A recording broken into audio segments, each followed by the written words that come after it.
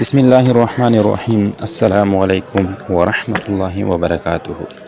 معزز سامعین، اگر آپ کا غصہ شدید ہے اور آپ ہی سے باہر ہو جاتے ہیں تو 101 دفعہ روزانہ یہ آیات 21 دن تک چینی یا شکر پر پڑھیں اور پھر اس کو چائے یا پانی میں ڈال کر پی جائیں تو انشاءاللہ آپ کا غصہ جتنا بھی سخت ہے، جتنا بھی آپ سخت سے سخت ترین غصہ مند انسان ہیں، تو آپ کا غصہ بالکل ختم ہو جائے گا اور آپ نرم مزاج اور ٹھنڈ مزاج کے بن جائیں گے۔